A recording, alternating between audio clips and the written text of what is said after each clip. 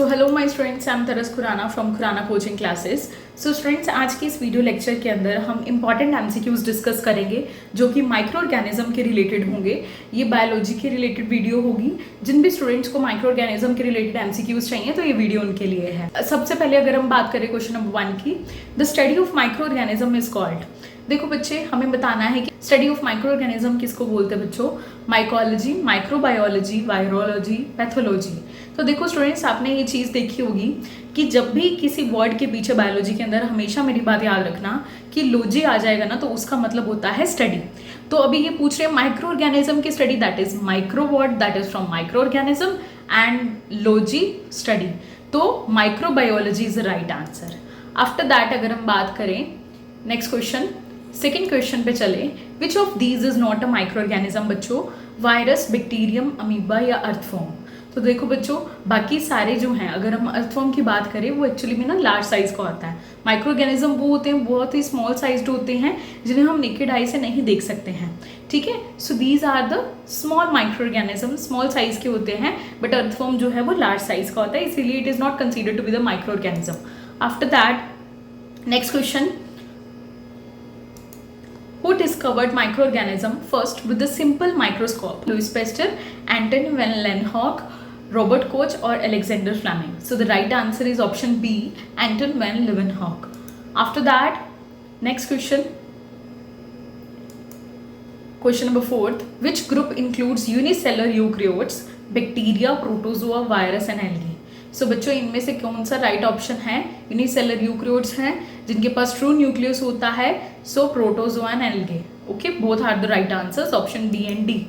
After that question number 5, yeast is used in baking because it. देखो बच्चे, yeast क्या होता है? एक यूनिसेलर फंगस है। एक्चुअल में जब ये रेस्पिरेशन करता है, एनारोबिकली रेस्पायर करता है ये, और जब ये रेस्पिरेशन करेगा बच्चों, ये CO2 गैस प्रोड्यूस करता है, जिसकी वजह से आपके जो केक्स होते हैं या जब भी आप यीस्ट ऐड करते हो, लाइक हम इनो ऐड करते हैं ना कोई भी बेकिंग के अंदर, या फिर जब आप इडली डोसा वगैरह बनाते हो, तो आपकी इडली जो है वो राइज अप हो जाती है, थोड़ी पफिनेस आती है उसके अंदर। तो हमेशा मेरी ये चीज़ याद रखना कि जब भी यीस्ट जो है हम डाल लेंगे, कोई भी इनो वगैरह डाल लेंगे, तो उसमें CO2 गैस प्रोड्यूस होती है, जिसकी वजह से पफिनेस आती है। ओके, तो option C is the right answer, produces CO2 gas. Next after that, which microorganism is use to produce penicillin. अभी देखो, पेंसिलिन क्या है? आपकी फर्स्ट एंटीबायोटिक थी जिसको हमने यूज करा किस फंगस से बनाने के लिए? एस्पेरेजिलस, पेंसिलियम, राइजोपस या सेक्रोमाइसिस। सो बच्चों, option B is the right answer. आपकी जो फर्स्ट एंटीबायोटिक थी उसको डिस्कवर करा गया और वो किससे बनी थी? पेंसिलियम नोटाटम से। Okay, so option B is the right answer.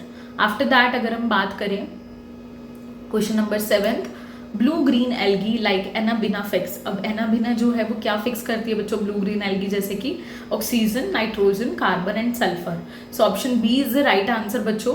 Nitrogen, it converts the atmospheric nitrogen into the usable form, that is ammonia के अंदर बच्चों। Question number 8, lactobacillus converts milk into. This is very important question बच्चे। Lactobacillus एक bacteria है, आपको पता है, जो कि हमारे मिल्क को कर्ड में कन्वर्ट कर देती है। बच्चे, आपको काफी सारी ऑप्शंस दी हुई है, butter, cheese, curd and cream. So C option is the right answer बच्चों। कर्ड जो है वो मिल्क से बनती है। लेक्टोबैसिलस बैक्टीरिया क्या करता है? मल्टीप्लाई करता रहता है, जिसकी वजह से लैक्टिक एसिड प्रोड्यूस होता है, और इस लैक्टिक एसिड की प्रोडक्शन की वजह से ही हमारे पास कर्ड बन जाती है बच्चों। Okay, so remember this thing. After that अगर हम बात करें next,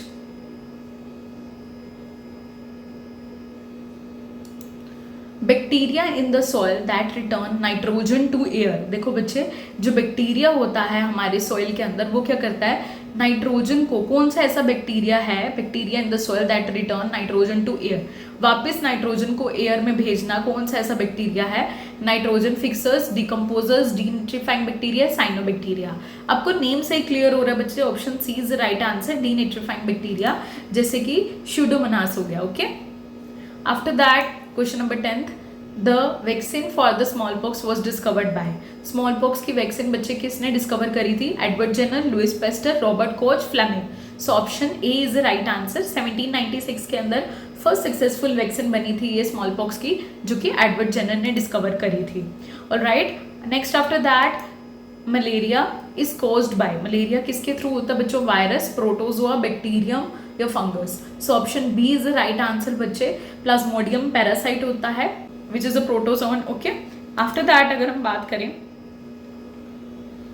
career of malarial parasite, malarial parasite का कैरियर कौन है बच्चों, this is also very important question, हर एग्जाम में आई डोंट थिंक कि ये क्वेश्चन ना आया हो। House fly, female anopheles mosquito, male culex mosquito या फिर sand fly.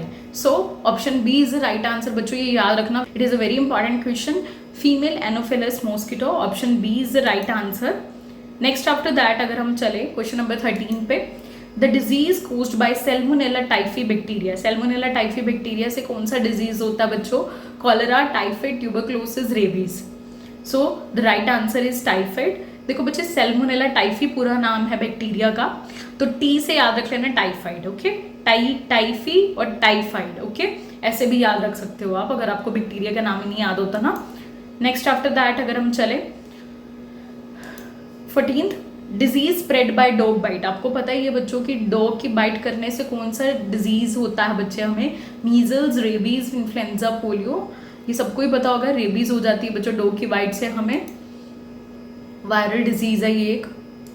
After that dengue fever virus is caused by, बच्चे डेंगी फीवर जो है वो किससे होता है, हमें एनोफिलस, एड्स इजिप्टाई, क्यूलेक्स और sand fly. So the right answer is option B, aedes aegypti.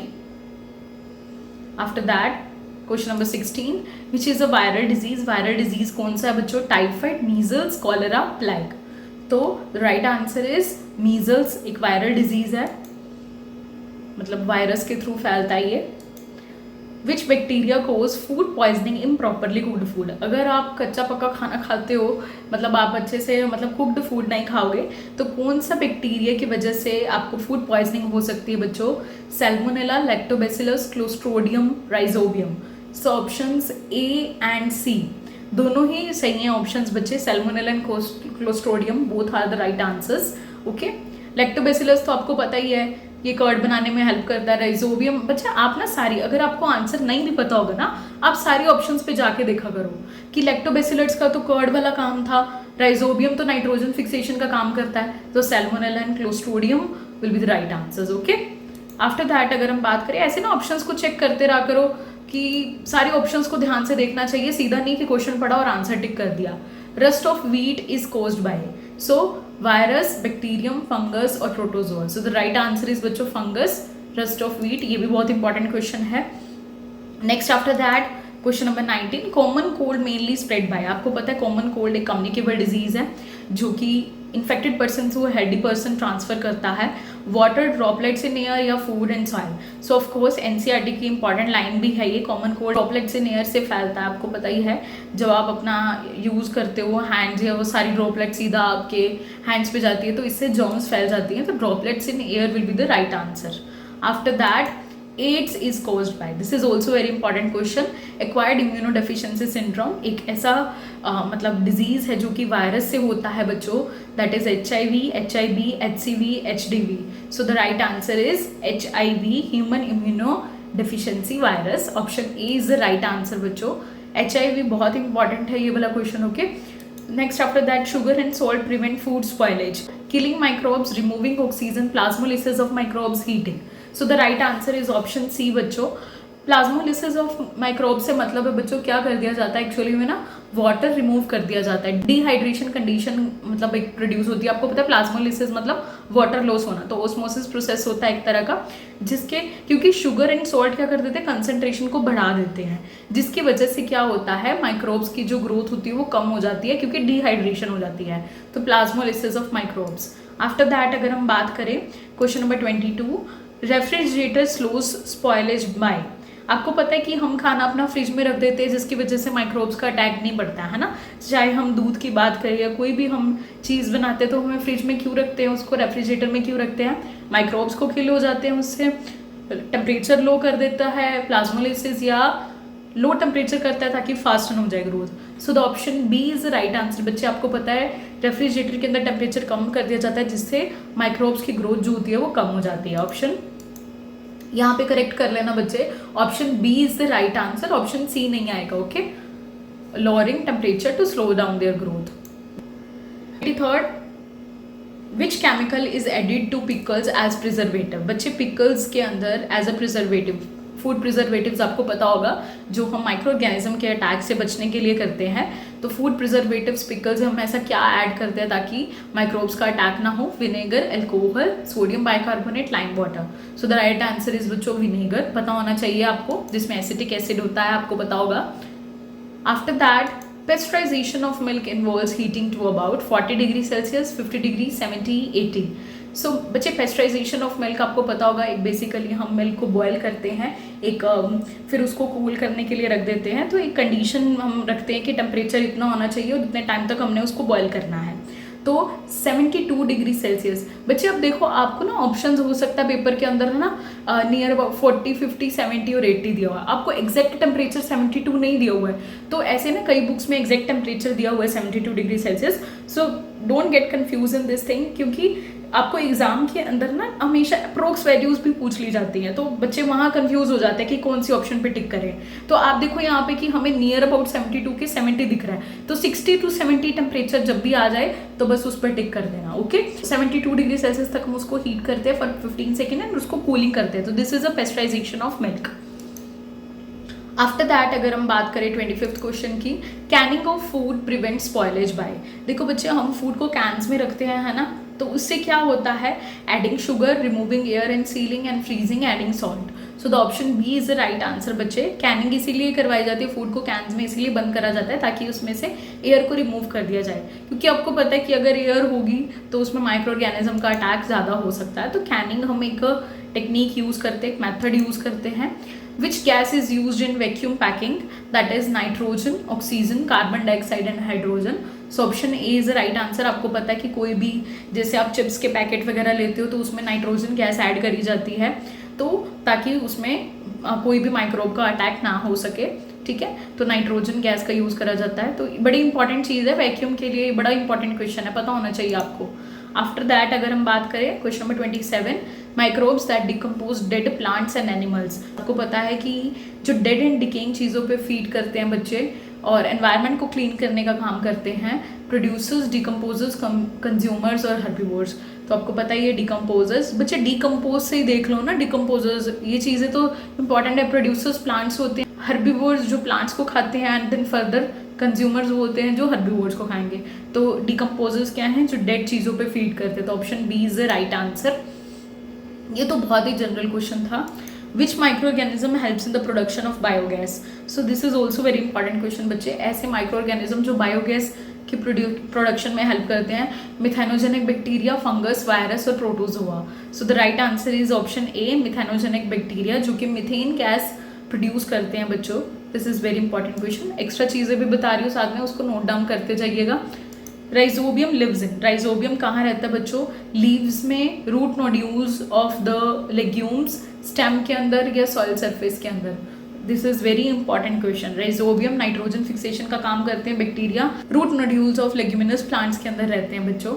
Option B is the right answer. ये सिम्बायोटिक रिलेशनशिप भी शो करते हैं, आपको पता होगा कि बदले में नाइट्रोजन फिक्स करके देते हैं और रहने के लिए जगह मिल जाती है राइजोबियम को। This is a symbiotic relationship.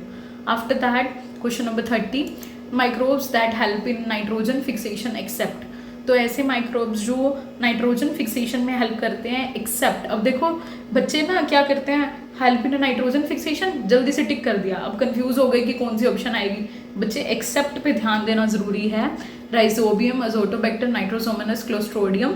So the right answer is nitrosomonas. तीनों ही ये जो ऑप्शंस हैं A, B, D nitrogen fixation का काम करते हैं। C nitrosomonas is the right answer, nitrifying bacteria है। Okay, so these are the 30 important questions जो मैंने माइक्रो ऑर्गेनिज्म से बनाए हैं। आगे अगर आपको कोई भी चैप्टर्स में डाउट्स आते हैं आप मुझे पूछ सकते हैं, आप मुझे कमेंट करिएगा कि मैम हमें ये चैप्टर में डाउट है, हमें इसके एमसीक्यूज चाहिए, तो मैं आपको उसी चैप्टर के एमसीक्यूज प्रोवाइड करवाऊंगी। Okay, so I hope you all like this video, and if you like it, don't forget to like, comment and subscribe my YouTube channel Khurana Coaching Classes.